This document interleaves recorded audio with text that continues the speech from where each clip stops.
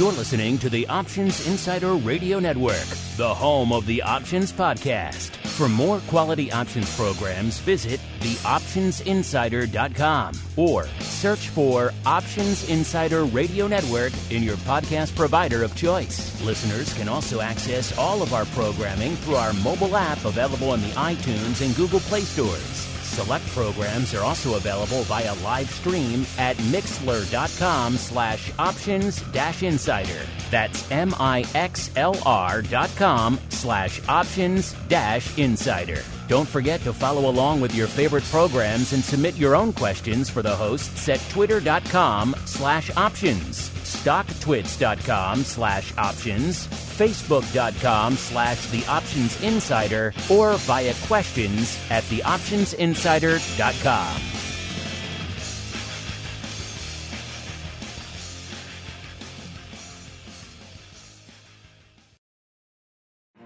Bitcoin, Ether, Ripple, Litecoin, and more. Cryptocurrencies and other digital assets are taking the financial world by storm.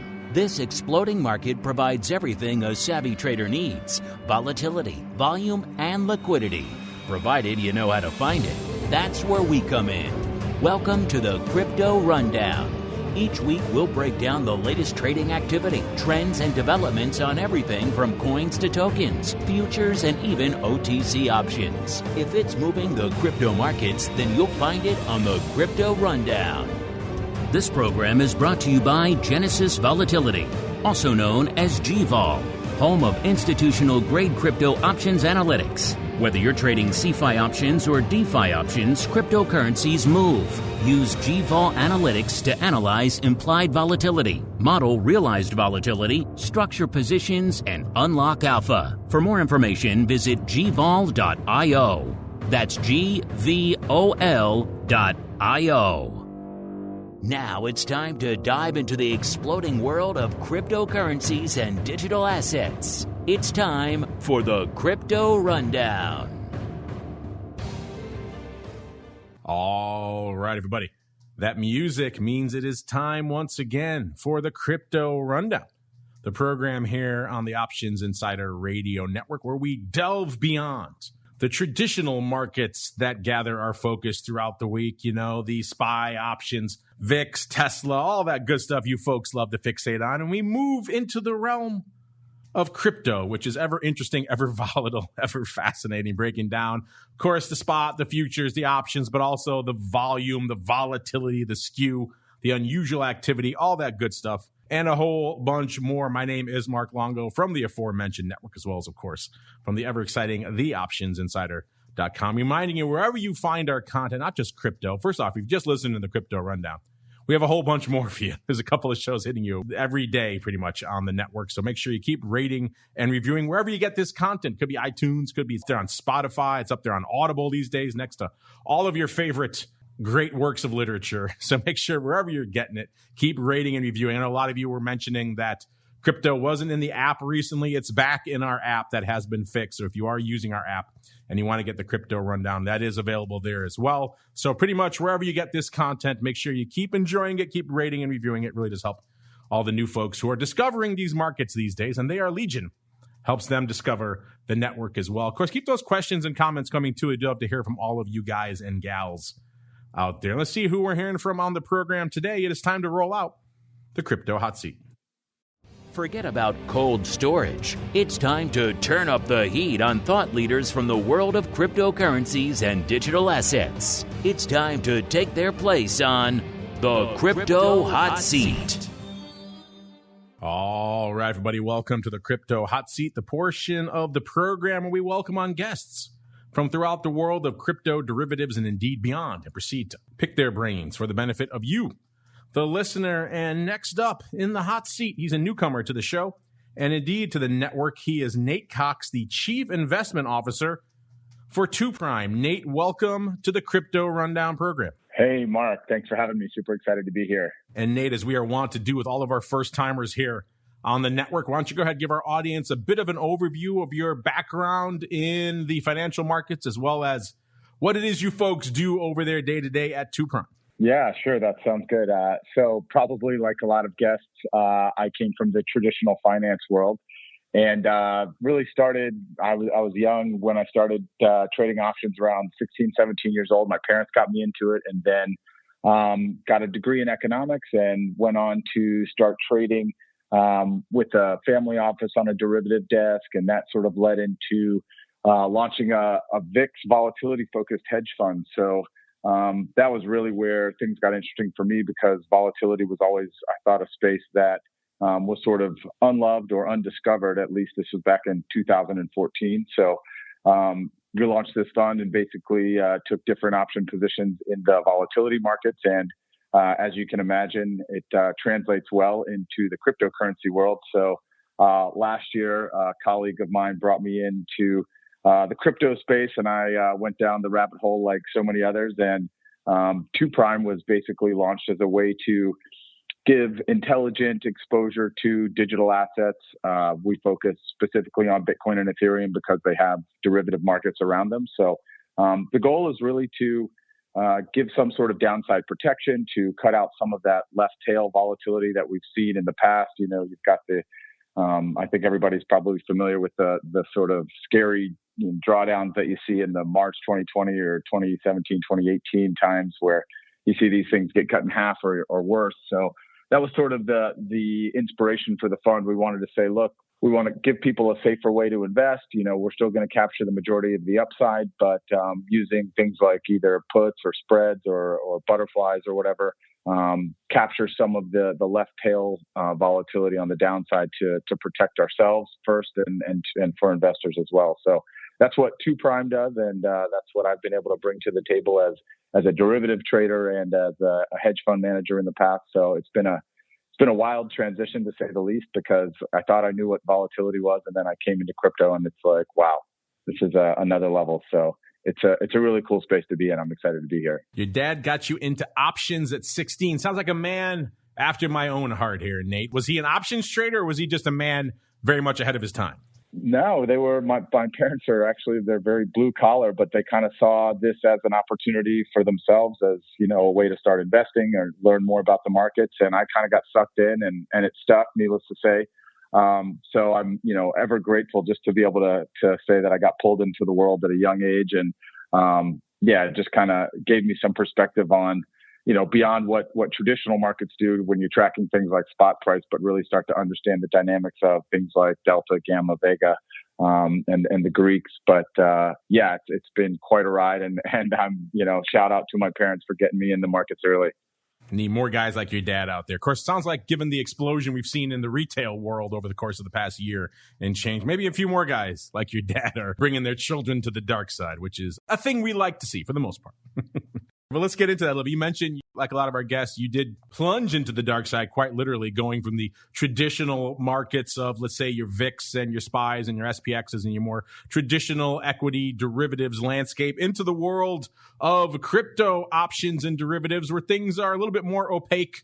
Things go up OTC. They go up in a lot of different ways. The liquidity isn't always quite there. Getting access to it isn't always the easiest thing. So walk us through that and what that experience has been like for our audience here of making that jump into the crypto derivative space. Products, as you mentioned, they're very volatile, but also lacking a lot of the infrastructure and the plumbing that exists in the other markets you're used to, Nate. Yeah, of course. I mean, and that's something that, you know, it's sort of a constant struggle, right? To find the rails, so to speak, of these markets as you're trading in real time, but you're also watching the rails get built. So we partner with some great guys. You know, we work with like Paradigm, who I'm sure you're familiar with, to do like some block trading OTC stuff. But liquidity is something that we continue to see come online. You know, the majority of our trades we go through Deribit, so obviously you have to seek out those pools of liquidity that are established. And you know, we're keeping a close eye on the CME guys. So hopefully that's the markets continue to develop there in terms of the liquidity pools. But you know, for the most part, it's really just if you can understand the right way to position the book. And, you know, we use a lot of like limit orders, and we're looking into doing some algorithmic trading to take advantage of some of the liquidity pools. I think it's, you know, it's up and coming, but where there's sort of this Wild West frontier, there's also a lot of opportunity. I think you're seeing more and more of the traditional finance guys start to jump ship and come over to the dark side, so to speak. But that also means that you're getting a lot of new infrastructure built with a lot of great technology systems. And it's really just it's a great place to be right now in terms of watching the growth of the markets overall and seeing some of this infrastructure start to get built around it. Let's talk about that growth a little bit, because you guys are poised right there at the apex of it for all these fund managers and asset managers and in general advisors who are maybe coming from the world of traditional finance themselves, looking to dip their toes and perhaps the toes of their clients in these digital assets. What are they coming to you for right now? Is it still all Bitcoin all the time? Are they starting to get lured to Ether, given the fact that it's seen quite the run? Or is it maybe all Doge all the time? What are the clients coming to you for these days at 2 Prime, Nate? Yeah, I mean, obviously I think we get asked about some of the altcoins more than we're even ready to answer those questions. You know, we don't mess with Doge directly, but you know, we always have people asking us about new coin issuances and what their favorite DeFi protocols would be. So, you know, we do stick to Bitcoin and Ethereum, and that has to do specifically with the fact that you can create sort of either complex or derivative positions to hedge out some of the risk. But I mean, I think it's exciting. You know, I try and keep a pulse on some of these altcoin markets, and you know, we look at the relationship between sort of the altcoin seasonality versus Bitcoin. So we're definitely getting a lot more interest in the ETH stuff right now, and not surprisingly, it goes hand in hand with you know, price appreciation and that kind of stuff. But Bitcoin's, I think, the natural first step for most of your crypto traders or investors. For us, we get a lot of folks that come to us with, usually they have some sort of exposure. So, and this is where our journey sort of started.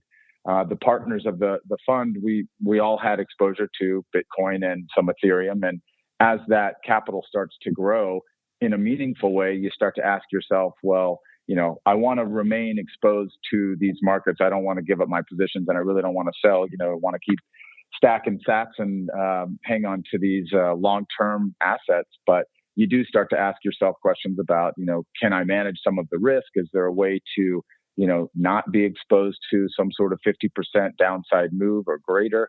So that's really the questions that we were asking ourselves. And as the derivative markets came online, that was the goal of the fund, is to, you know, first and foremost, we were just trading our own money when it started. And it was like, look, you know, now we've got, you know, when it starts to turn into millions of dollars, you go, all right, well, I can't afford to lose millions here. So what can I do? And we've had investors come to us with sort of the same, I'll say it's a good problem to have, but the same concern, which is, hey, you know, I've got X amount of Bitcoin, or I've had this Ethereum wallet for 4 years, and you know, I put, you know, a couple grand into it, but now that's turned into however many multiples of that.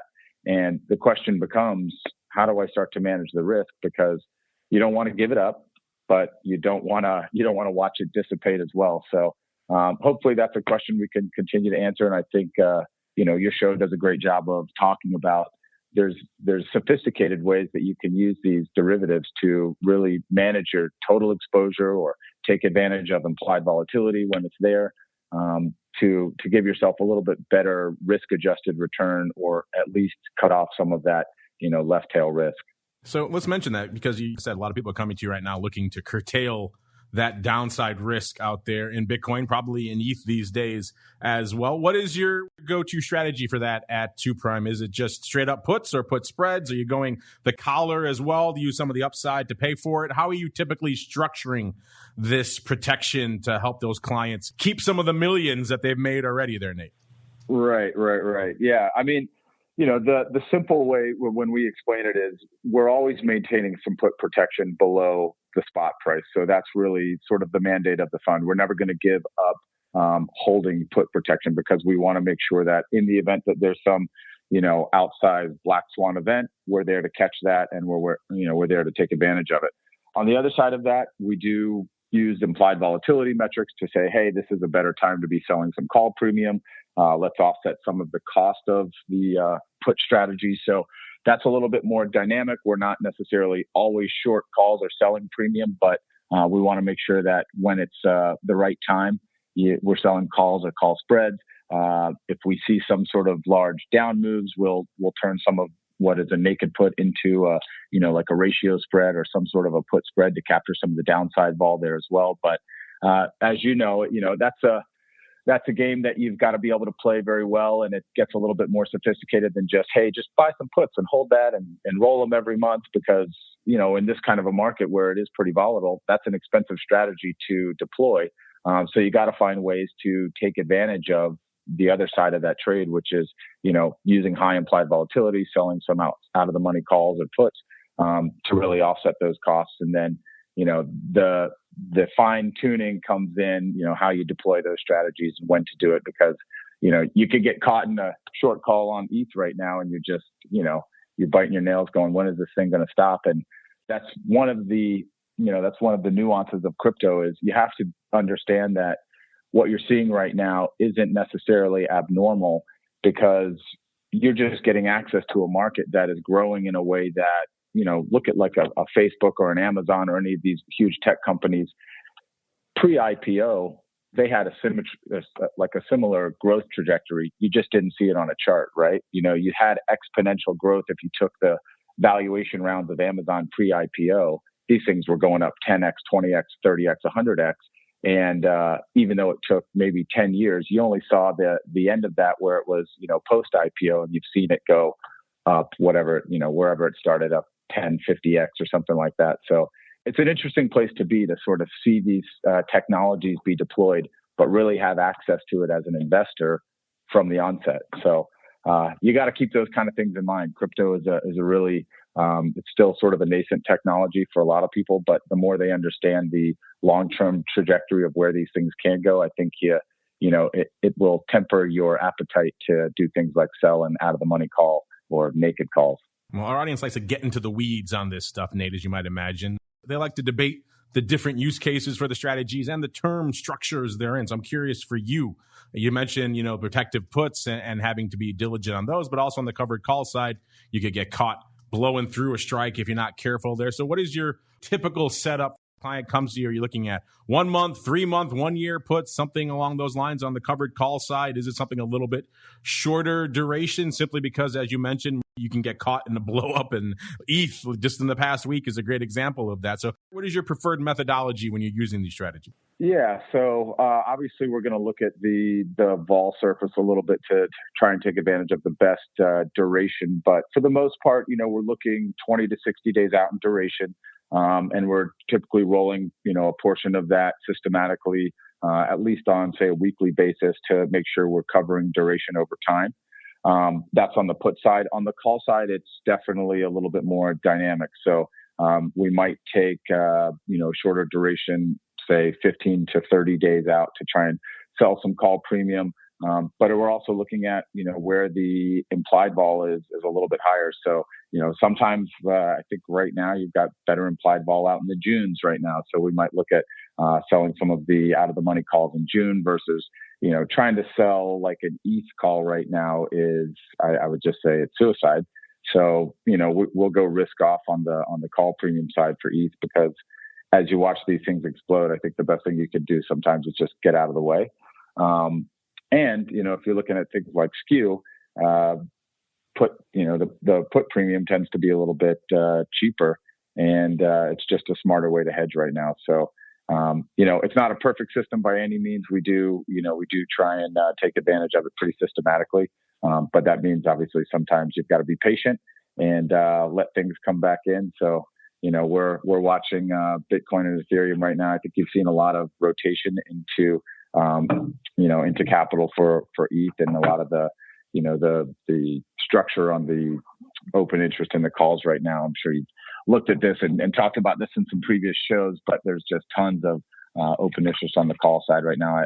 I saw the 50,000 ETH contract got released today. I was like, this is, it's great marketing for sure. And I think it's already got a decent amount of open interest, something like 12,000 contracts on the 50K ETH out in time. So yeah, you just gotta, you gotta be smart about where you're putting your money and make sure that you're actively managing.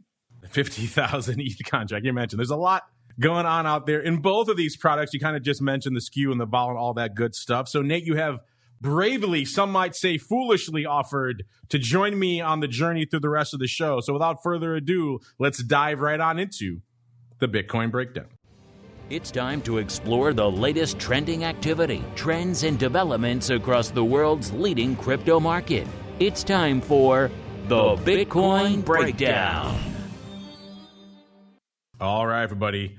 Welcome to the Bitcoin Breakdown, the portion of the show where we do just that. We break down the week that was and indeed still is, from a Bitcoin trading and trending unusual activity, the SKEW, the vol, all that good stuff, and a whole bunch more. On our last show, Bitcoin, getting ahead of myself, Bitcoin was just a tick, just a hair under the 58,000 level, 57.99.5. And then, of course, coming into today's show, about 1,000 points less, 56,991 and about a half. So almost exactly 1,000 points lower. That's actually a pretty quiet week, given what we've seen from a swing and a movement perspective out there in Bitcoin of late. In fact, it seems like Bitcoin kind of taking a little bit of a back seat right now to some of the other madness going on in the world of crypto, whether it's Musk and all the Doge madness on SNL, whether it's ETHE on the rampage. Everyone's kind of looking farther afield, it seems like, a little bit these days, letting the big dog languish a little bit out there. Even though, that said, it did have a decent range over the course of the past week. We got as high as about 59,000, almost 600, and about as low as a little bit shy of the 53,000 handle. So a little bit of a range, even though net show to show, not a ton of movement. Of course, all of our analytics here on the show brought to you by our friends over there at Genesis Volatility. You know where to go to kick the tires and light the fires for yourselves. gvol.io is the place to go to begin your journey. If you want all this data for yourselves, the volatility, the SKEW, the OI, all that, and a whole bunch more, that's the place to go. gvol.io. Tell them we sent you. They'll be very happy to hear that. Let's head on into the volatility. Let's go to the 1 hour volatility, because it's always fun to see what's going on minute by minute, hour by hour in the crypto world. And out there in the 1 hour volatility in Bitcoin, you know, one of the interesting narratives we've had, and Nate, I'd be curious to get your thoughts on this as well, as, you know, Bitcoin has been for a long time synonymous with high volatility. We've seen jokes about it in the broad media. It's just kind of something that is synonymous with volatility. You say volatility, Bitcoin comes up in that sentence along with Tesla and a bunch of other things. But lately, not so much. That vol has been languishing. It got as low as 69% into the 60 handle last week, listeners. Didn't stay there for too long now. It's back up a little bit on today's show, about a 77%. But Nate, I'm curious for you. You come from a traditional derivatives and volatility background. Bitcoin volatility was in the triple digits for the better part of the last few years, or very close to it. Now it's back down to around the levels where it was when we launched this show back in January of 2019. So I'm curious, what are your thoughts on these near-term low levels in Bitcoin? We've also seen it performing kind of like a precious metal from a vol perspective, in that whenever we have a bit of a pop in the volatility, it's very short-lived, and it comes right back down to the mid to low 70s, if not into the 60s range. So I'm curious, what are your thoughts on this current vol regime we're seeing out here in Bitcoin? You think it's just a bit of a near-term aberration, or we think we're going to be hanging out here for a little bit? I mean, I tend to think that it's a little bit of a near-term aberration, but like you said, I mean, if you just looking at the price action, you really haven't gone anywhere since, I think, roughly mid-February in terms of, hitting highs and all that kind of stuff. I know we touched whatever in the 60, 64 area, but yeah, I mean, I tend to think that it's sort of an aberration in the sense that I really don't think it'll last. I do see that there's been a lot of rotation, and usually you get Bitcoin leading the way, and then you get your altcoins doing the sort of catch-up trade. And in this case, I think there's a news cycle that helps perpetuate this sort of maybe reflexivity, where it's like, we had Bitcoin running, and then, with ETH, and that sort of spawned a lot of the talk around the NFT and DeFi world. It's not surprising to me that as we've seen sort of institutions announce that they're coming into the Bitcoin world, the logical next step for them is to really start to look into the altcoin world, the Ethereum side of it. So I think you're seeing a lot of folks, it's sort of like this global educational trend that you're seeing where they're starting to go beyond that first step into crypto. So right now you're seeing the volatility come into the altcoin space, and I'm not surprised to see Bitcoin take a little bit of a breather, but long-term price targets I think remain intact. So you'll see some more of the upside vol come back into the market. But you just got to let things take their time and take some turns. And, I think you'll see the vol come back to Bitcoin maybe, hopefully sometime this summer. You know what we need, Nate? We need someone out there who's personified with the Bitcoin, maybe like a one of the Winklevi hosting SNL. Yeah, That's what we need. And that'll get Bitcoin back front and center in the conversation, steal some of the thunder from this crazy stuff like Doge, and also get the vol moving a little bit. So there we go. Let's get some Bitcoin people next on SNL, the new crypto volatility driver. Who knew? Let's see from a SKEW perspective what's been going on since our last show, listeners. Last show, we had the Bitcoin 30-20 SKEW. Remember, that's a strip. That's not just the 25 delta call, 25 delta put. It's the entire strip, 30 delta all the way down to 20 delta. If you're confused by any of that, don't know any of these terms we're throwing around here today mean, check out our educational content here on the Network Options Bootcamp, Options Playbook Radio. Two great places for you to start. You can also check out the strategy block segment of the Option Block show. That's a good one for you as well. All of that will help you get up to speed on these terms we're slinging fast and furious here on the show. But that 30-20 SKEW last show was about a 2.3, a bit of a swing this week, up to about 6.3. So about a 4-point swing in the SKEW over the past week. A little bit of a change in the OI as well. Last week, the hourly open interest was at about 165,000 contracts in Bitcoin. Like we said, kind of a sleepy week, all things being considered here. So the OI up a bit, about 7,000 contracts to 172,000 contracts. Similar story for the notional OI. Of course, the value of all that open interest across all of the major venues. Deribit still the big dog. Coming into today's show, it had about 10 billion. Last show had about 9 billion, so about a billion more. And we're seeing similar increase across all of the other venues. So, of course, you're talking your Ledger X's, which is actually number 3 right now. Bit.com number 2 at 366 million. Ledger X number 3, 347 million. Then we got OKEX number 4, 329 million. CME bringing up the rear there at 304 million. And you got Huobi way down there. Only 2 million. Add up all those other venues together, you get about 11.5 billion total worth of the OI out there. That compares to about 10.2 billion last week. So overall, the notional OI up a little bit north of a billion from where it was this time last week. Again, similar small increase on the overall OI from a calls versus puts perspective.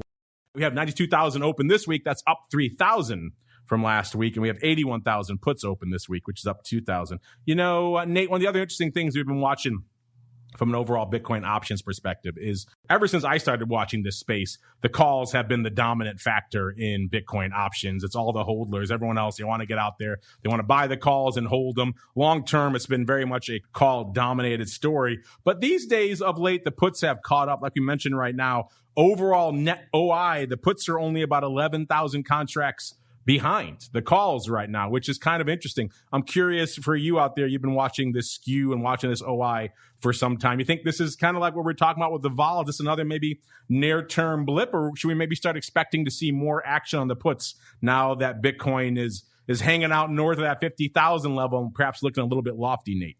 Yeah, that's just a super interesting conversation. I've had this with a few folks, and we started to think about this and maybe why it was happening. But I think a lot of it, at least we attribute some of this to institutional players coming into the game and really starting to, rather than just say pure retail speculation and sticking to the call side, really come in and start to hedge portfolios. So, we're obviously a part of that, but I think as you see more hedge fund managers, more family offices, or just asset allocators in general start to come into the space, there's going to be a natural demand that starts to even out this balance. And who knows, maybe we'll see it go the other way at some point, but really starting to hedge out the long spot trade, because that's what they're going to be, that's what we're going to be trying to do is cut down on some of the, that left tail risk. So we'll see if it's just a short-term trend or if it starts to play out on more of a macro scale, but we're keeping a close eye on that as well. Yeah, you're right. As you do see more traditional asset managers coming into the world of Bitcoin, it seems like they are bringing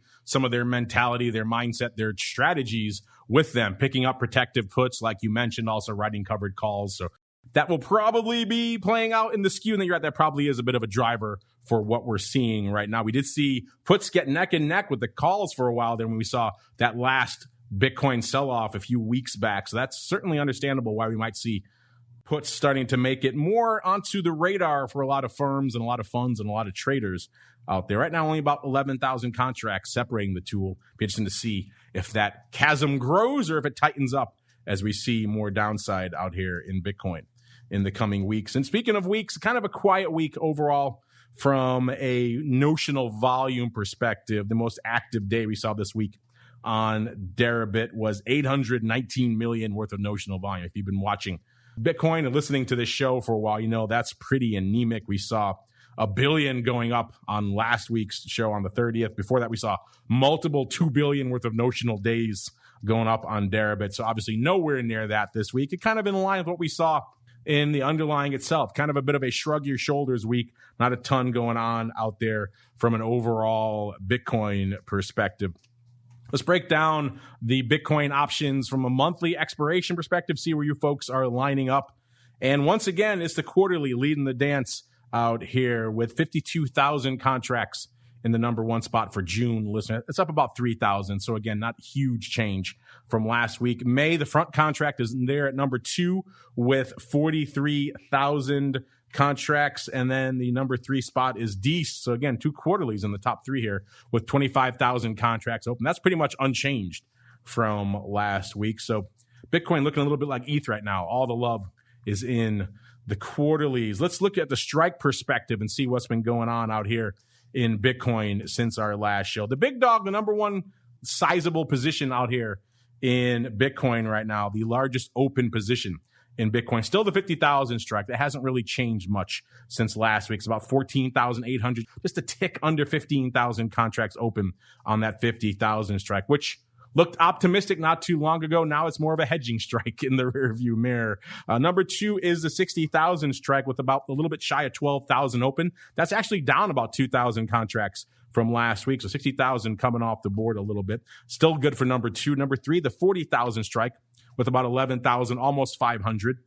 That's up a few hundred from last week. Not a huge change. Number 4, now we're getting to some of the more, shall we say, optimistic strikes. The 100,000, the par strike, has about 9,500 contracts open. That actually has gained about 1,500 contracts since last week. So a little bit more positioning going on the par strike, followed by number 5, the 80,000 strike. Nearly 9,000 contracts open there, about 8,700. That's up about 1,200 contracts from last week. So say what you will about Bitcoin, not really doing a heck of a lot this week. Some folks were clearly positioning in more of these upside strikes. Maybe there was some vertical action, 80,000 par, because the open interest changes are very similar on both of those strikes. But either way, the par strike, the 80,000 strike, still looking pretty active out there and starting to claw their way back up our list. If everything else stays about the same on the 50,000 and 60,000 strikes, we might start seeing these 80 and 100,000 strikes start making their way up the list even higher for this time next week.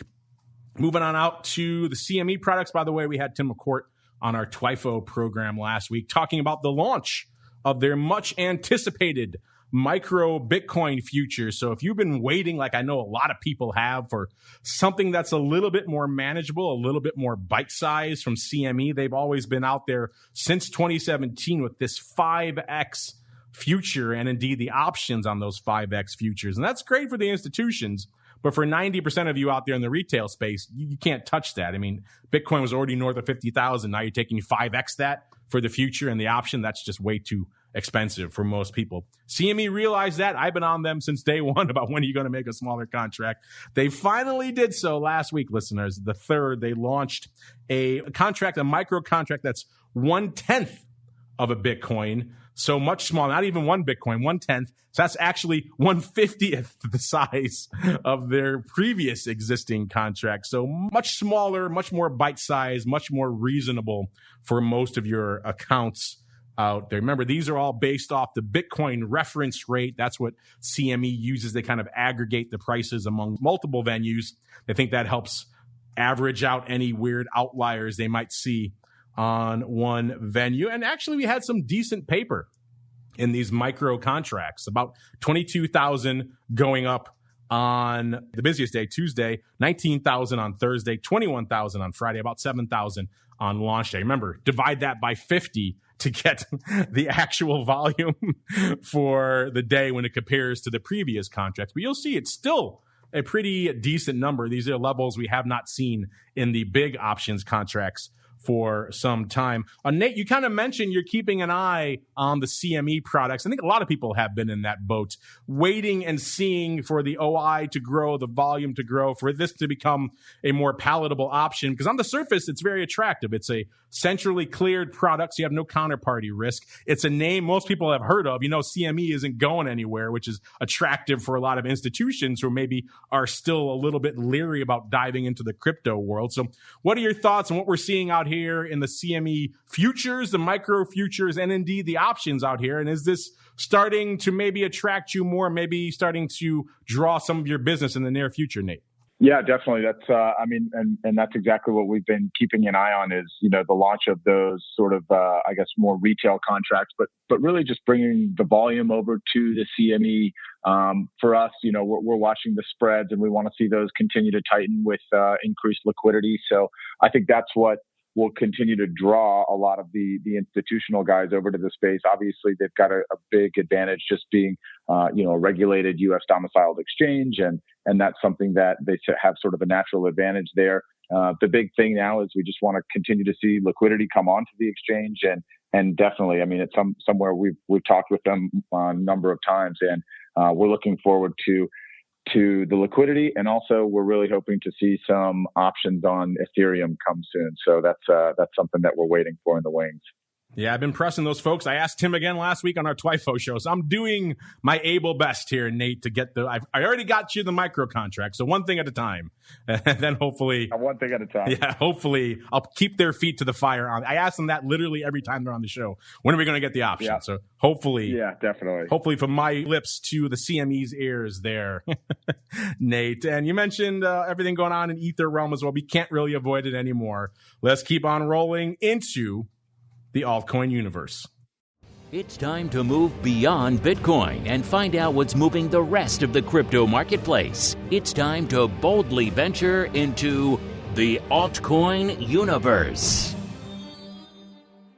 All right, everybody, welcome to the altcoin universe. Like I mentioned at the top of the show, it seems like all the headlines these days have been in this neck of the woods. So let's hang out here for a little bit, shall we? Let's kick it off the way we like to do these days, breaking down the top 10 coins out there by market cap. Remember, standard caveat applies. Take all of these market caps with a pretty huge and tasty grain of salt. But the rankings, I think, is where the value actually lies. Number 10 in our top 10 this week is Litecoin, threatening to get pushed out of the top 10 by all these upstarts coming in here. Litecoin still holding firm, though, number 10, about $25.5 billion worth of market cap. Number 9, Bitcoin Cash, also threatening to get squeezed out of the top 10 there at $26.7 billion. Number 8, Polkadot, about $36.3 billion. Number 7, our old friend XRP, $52.5 billion out there. I think we have some listener questions about that a little bit later. Number 6, Cardano, 54, almost 55 billion. Number 5, Tether, 55.8 billion. Number 4, yes, number 4, it's Dogecoin there, listeners. I know that drives many of our listeners crazy. Some of you love it, but many of you out there, even those of you who are hardcore in the hodler camp, would like to see a project and a product that has maybe a little bit more value to society get some love. But nonetheless, Dogecoin featured on SNL. It's going to get some action. And this week, it's at about a $62.5 billion. So yes, north of Tether, north of Cardano, north of XRP. I know that drives a lot of you out there crazy, listeners. But that's where we find ourselves today. Number 3, Binance Coin, $101 billion. Good little run for them. Number 2, not that much of a number 2 anymore. It's closing in. ETH, $477 billion worth of market cap, listeners. ETH just on fire these days. Bitcoin, like we mentioned, kind of holding firm in the number 1 spot, just north of 1 trillion. But if these trends continue, ETH's going to be knocking on that door pretty soon. Let's just break it down, listeners. We said last week what a great week it was for ETH. It had rallied from the low 2,000s up to about 32, almost 3,300. Had broken 3,400 very briefly. Well, forget all that, because now on this show, we're north of 4,000, listeners. 41.46 coming in to showtime. Puts up ETH over 860 handles from our last show. So it has been almost literally on fire since our last show. We saw it top out at about 42.13 or so over the course of the past 24 hours or so. And of course, a week ago, it was trading about 31.75. So been just a huge run. Nate, we have to start there. This has kind of been the story. I mean, everyone laughs about Dogecoin, but the real story everyone's paying attention to these days is ETH, how it's just on fire. You mentioned that's the other product you guys really focus on over there at 2 Prime. What are your thoughts on this just enormous move we've seen in ETH in the past couple of weeks? Yeah, I mean, obviously it's been pretty monumental, and it's absolutely been on fire. It's, been closely watched, and I think it's, it just speaks to sort of the natural transition of, for us, we're looking at like institutional buyers coming in. And for those that got their feet wet with Bitcoin, it's that natural progression. So they're going to go start looking at the Ethereum ecosystem and really the value that it provides. And I think it's just, you're starting to see this sort of global educational curve start to really turn up, where people are going beyond just a store of value story on a blockchain and really looking to the value proposition of what some of these altcoins really can provide. And, when you start to understand what they can do and some of the technologies they can supplant, it becomes kind of an aha moment that gets people saying, wow, we really need to be involved in this space, because what Ethereum is capable of is sort of this global computer is it's significant in terms of the technology implications. And it's going to start to, if it hasn't already, it's going to start to eat the lunch of these traditional finance spaces like, clearing and lending and insurance and all the different things that these smart contracts can do. So, it's not surprising. I think the EIP 1559 has certainly played a part, just as sort of that outlier news event that's, promising to really speed up the transaction speed on the Ethereum network. But, we're keeping a close eye on it. And I'd love to say it's not surprising. It's still a little bit surprising that it's gone as far and as fast as it has. But, you got to take it with a grain of salt, because this is crypto world and those kind of moves are sort of the norm. Yeah, it does seem like of all the different contracts and products and areas that we've discussed on the show since we launched it a couple of years ago, it does seem like ETH has been the one that most people have coalesced around for the reasons you just described, the ecosystem and what it potentially can hold in store for many different areas. So not just ETH itself, but all of the, the sub-segments of the whole DeFi world and what that could mean for a lot of people out there. Definitely seems to be where a lot of our guests have been lining up. Whether anyone saw it nearly doubling over the course of the past 2 weeks, I don't think anybody, even the most diehard ETH holders, were in that camp. But nonetheless, that's where we find ourselves today. Again, big moves out here, north of 4,000 for the first time ever, listeners. So big moves out here. And speaking of ETH, we were just talking about the CME futures for Bitcoin and the micro. We don't really talk about the ETH futures very often, but they did list those not too long ago. And as Tim pointed out on our show, they've actually been pretty active. One of the, I think, number 2 or number 3 in terms of most active launches they've ever had out there at CME. So a pretty active contract. We saw them doing pretty decent paper last week as well. We saw 6,500 of the ETH futures going up last Tuesday on the 4th, right when all this second wind of the move was starting to kick off.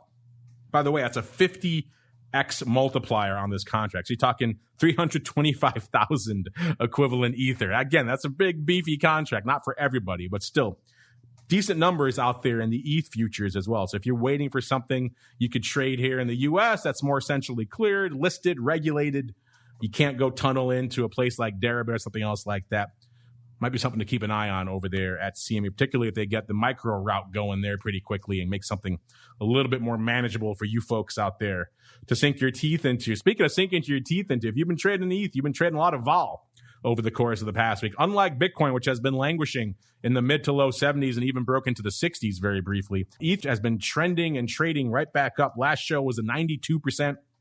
Coming into today's show, a whopping 113%. So we're back in the triple digits for ETH, listeners. But again, it's hard to argue that it isn't warranted. We're seeing it nearly double over the course of the past couple of weeks. So you can maybe argue that vol should be higher, but it's definitely merited these triple digits levels of vol out here. SKEW, actually, surprisingly, not a huge change in the SKEW, even though we've seen enormous move in the underlying since our last show. We were a little bit shy of a 14 on our last show, about 13.75, and about exactly a 13 coming into today's show. So net show to show, not a huge SKEW swing, which is kind of interesting. The same thing going on out there on the options on Deribit. For this huge move we saw in ETH over the span of the last week, and certainly over the last 2 weeks, not exactly a lot of paper lighting it up. We saw a great day last week. On our show last week, there was about $1 billion worth of notional hitting the tape on Deribit. So a new high for last Monday. And then that was kind of about it. The rest of the week, kind of a bit of a snooze fest, which is surprising because ETH was actually moving. I know that surprised you as well as it surprised me, Nate, that we saw pretty big move in ETH over the course of the past week. But outside of last Monday, outside of our last show day, not a lot of bang for the buck in the options over the last week, Nate. Yeah, I mean, we were looking at the same thing. I was kind of surprised. I thought we'd see a little bit more of a move on the SKEW side. I mean, we were looking back at, if you look at the implied vol, just, going back to, say, January of this year, where you had, I mean, it was a bigger percentage gain, but you had implied vols going north of 200 just in, the initial move on that January. We thought we'd see a little bit more, but we're sort of speculating, but it's like, maybe there was a little bit more anticipation around this. Obviously, I think if you look into the open interest markets, you've seen a lot of the upside open interest start to grow as you've seen spot price increase. So you've got a lot of bullish sentiment surrounding this. And it seems like, we haven't heard any big announcement, but it certainly seems like you're seeing some institutional accumulation just in the spot markets because the bid has just been persistent on this move up, and it's been really impressive.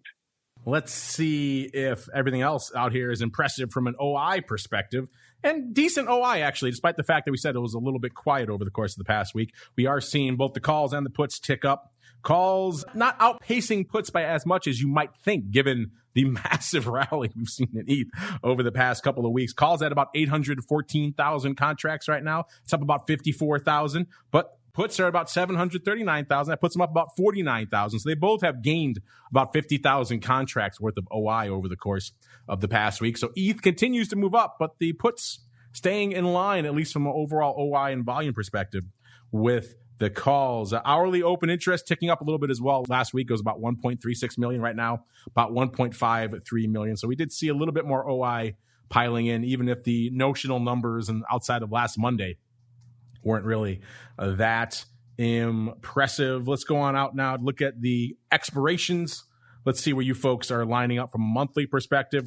We've said it many times. This is more true in ETH than it seems like in other products, that traders love a quarterly out there in the world of crypto, and that is indeed the case in ETH again this week. June is a far and distant number one with 461,000 contracts open. It's up about 25,000 contracts from last week. So everybody in ETH options land still hanging out there in June. May, a distant number two, exactly 200,000 contracts less at 261,000 contracts. That's up about 21,000. Dees bringing up the rear, also surprisingly tied with about 261,000 contracts as well. So neck and neck. May and June, you can even flip that since they're tied and say Dees is number two, in which case it's pretty much all quarterlies all the time. And that's kind of interesting to me, Nate. We've noticed that a lot, particularly in ETH. It's true right now in Bitcoin, but that isn't always the case. But in ETH, for some reason, it seems like everybody likes to hang their hats in the options out there in the quarterlies. Have you noticed that as well? And what are your thoughts on that? Yeah, I mean, again, I think it has something to do with the fact that there's institutions coming in, and that's just probably something they're used to is playing in the quarterly world. Obviously, it aligns with the futures contracts, and so it's not super surprising to see that. But for us, we're always looking at where the term structure is and where it's maybe more profitable, you get more bang for your buck. So the Junes, I think, have been a little bit juicier with some amount of implied vol over realized. So we've been looking at that as an area to both be long our puts, and if we were willing to stick our neck out and sell a call, that's also where we'd be putting our money right now. But yeah, I mean, it's interesting. I thought there'd be a little bit more speculative activity with the move on ETH and seeing some of the shorter duration stuff really pop, but it seems like people are sticking to the quarterlies pretty strong. Well, you mentioned that, shall we say, optimistic 50,000 strike being listed over the past week here. Let's break down these top 5 sizable positions out here in ETH options right now. Spoiler alert, Nate. 50K didn't make it this week, but hey, give it a couple of weeks. Who knows? We may be trading there by next week. The top position out there in ETH right now is still a lofty, even though not quite as lofty as it seemed last week, the 5,000 strike, so 1/10 of the 50K strike, is still the big dog out there with 81,000 contracts. That's up about 10,000. Right behind it, though, the 3,200 strike, which is where we were hanging out this time last week, also right around 81,000 contracts as well. So it's a very close race for number one and number two. And the 3,200 strikes up 20,000 contracts from this time last week. So a lot of action on both the 5,000 and 3,200 strikes. Then, of course, we have these strange strikes that have been hanging out here forever. The 400 strike and the 320 strike at number 3 and number 4, 63 and 62,000 contracts respectively. Someone has those on for size and has left them on because they're effectively holding the future now. And those don't change week to week, but they continue to make it into the top 5. And then number 5 out here is the 3,000 strike with 55,000 contracts open. Let's do a quick rundown here for some of the rest of the madness out here. Ripple actually taking a break over the course of the past week, down about 8 cents from our last show. Bitcoin Cash, though, feeling the rally, up nearly 400 handles from our last show. Bitcoin SV up 1120 from our last show. And of course, the one everyone's watching out there, good old Doge, up 0.068 from our last show, even though it's taken a bit of a break since the big SNL show on Saturday. You know what isn't taking a break, though, are you guys and gals out there with your questions. So let's wrap it up, a little bit of your crypto questions. You've got questions about crypto. Who doesn't? It's time to find out the answers to your crypto questions. All right, everybody, welcome to the Crypto Questions segment, the portion of the show where you folks hit us up with your questions or comments. Sometimes we turn that spotlight back onto you. We asked you a fun one last week on our polls. The results are now in. Like I mentioned, it was a very hot and heavy race, but we asked you this time last week to test your long-term outlook a little bit. You said if you had to buy a 10% out of the money call on one of these 4 different underlyings that expired at the end of the year, December 31st, which one would it be? And we gave you 4 choices: the VIX, the S&P 500, I don't care what flavor, SPX, SPY, whatever, you pick your poison, Bitcoin, or crude oil. And it was a pretty contentious battle all the way through till the end. At the end of the day, Nate, Bitcoin triumphed, but just ever so barely. 32.2% of our audience choosing to buy the 10% out of the money call on Bitcoin, followed by 27.1% choosing the S&P 500, 24.6% coming in for crude oil, and VIX, aka volatility, bringing up the rear. No love for that. Only 16.1%. What are your thoughts on that, Nate? Coming from the world of volatility and now seeing Bitcoin take it, if ever so slightly, in our poll. Are you down with what our audience is bringing to the table here, or do you disagree, sir? Yeah, I think if you'd have put corn or lumber on there, I might have gone with corn. Yeah, but, you're right. Everyone wrote in with the problem with Twitter. You only get 4. You only get 4 choices, right? But corn would have been great. ETH would have destroyed it too. Yeah, ETH would have destroyed it too. But yeah, given those choices, I'm definitely in line. I think Bitcoin out of the money by end of year definitely still has a lot of upside. So I've got to stick to my guns here and stay in the digital asset world and go with Bitcoin. Maybe we need to do an amended one this week. Do the hot assets, quote unquote hot assets. So lumber, ETH. We'll throw a few other crazy ones in there that are corn, things that are just spiraling off to the races this week, and let you guys fight it out. That's not a bad idea. Even though we do have a poll up there already, went live before our last show earlier today. So it's fresh. It's hot off the blocks there right now, listeners. Get on over there to twitter.com/options. Make your voice heard for this week's question. Kind of an easy one this week, but I like to get your pulse every now and then. Markets hovering at all-time highs. Volatility overall trending lower. So what's your go-to strategy right now? You can also take the same question and apply it to either Bitcoin or ETH, because they both are similar, except for vol not exactly trending lower in ETH right now. But outside of that, you have similar setups in the broad markets and in the crypto markets. Gave you 4 very basic choices: buy calls, buy puts. There was a time we used to put those 2 together. Not anymore, because everyone and their mother is out there buying calls right now. So we had to make that its own separate category. So buy calls, buy puts, covered calls, or short puts. Or if you don't see your favorite there, and I'm sure you don't, you have all kinds of crazy suggestions, hit us up, reply, DM. We'll get some of those fun ones on the network. That'll be live throughout the podcast, throughout the rest of the week. So get on over there at Options. Make your voice heard if you haven't already. All right, let's go to the live chat now. We got my boy Luigi listening live. He says, yo. Well, yo back at you, Luigi. Says, I have positions in both GTBC and ETHE. These are the grayscale trusts for Bitcoin and for ETH, respectively. He says, my broker needs me to open a futures account to trade the actual coin. Is this a good way to get exposure? Not interested in opening a futures account just yet. So you're not down with the CME products yet, it sounds like, Luigi, because that would require you to have a futures account. Well, I'm sure you get this question a lot, Nate.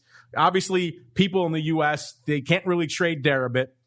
So their options, pun intended, for regulated products that they could trade, especially in their securities accounts, very limited. These grayscale trusts are two of a very limited set of options. What are your thoughts on both of these trusts in particular? And then for Luigi, if you have any other good suggestions for him, he's not ready to open a futures account. Can't really pull that trigger yet, but he wants to get some exposure to ETH and Bitcoin, Nate. I mean, I would say, you're obviously using the right, you've got the right on-ramp there with Grayscale. So, I know it's trading at probably a little bit of a discount, but I think you're still getting the kind of exposure that you want. Barring going to a different exchange maybe and buying those coins directly, that's going to be probably the only other alternative. But I would say stick to your guns there with the Grayscale until you're ready to pull the trigger with either starting to buy these coins directly or maybe wait a little bit longer and then move over to CME. Yeah, or if you can afford to siphon off a little bit of money here or there, go out to a more crypto oriented broker and open up a small account. Start nibbling at the spot. That might be an easier way to go because now you actually are going to have the spot in your hot little hands. I know you have to deal with wallets and everything else. It's not exactly ideal. I get you. I hear all your complaints out there. In the meantime, these CME products will get up to speed and you'll feel a little bit more comfortable trading these. Nice thing about it used to be a huge obstacle to open a futures account. Now most of the major brokers, you don't say who you're using here, but most of the major brokers, it's just a couple of clicks on the website. And now you have a futures account too. And most of them will do a lot of the work behind the scenes to effectively make it look like it's all one account that you have there. So it's a much more seamless process than it used to be, let's say 5 or 10 years ago, where you had to really go through a separate portal and have it was a huge hassle. A lot of the big players are making that a lot easier for you out here. So good luck to you. Let us know what you do there, Luigi. Next up, we have another regular listener, J3 Dingle. He says, don't you get your interest, quote, paid to you on your Bitcoin collateral in crazy land? Well, it kind of depends on the venue there, J3, but your question is very timely because right before the show, we had the Winklevi, I was just talking about them, announcing not so much on Bitcoin, but they are going to let you earn interest on your Dogecoin. So if you migrate all your sizable Doge holding, I know there's some of you out there holding on to some Doge right now. If you migrate those over there to Gemini, they will pay you a whopping 2.25%. So as you're watching your Doge sling around by like 10 to 20% a day, you'll at least get 2% interest on that one. So I like that question. So Nate, what are your thoughts here for the notion of getting paid on Bitcoin collateral? And after the show, are you going to take up the Winklevi on their offer to pay you interest on all your Dogecoin, sir?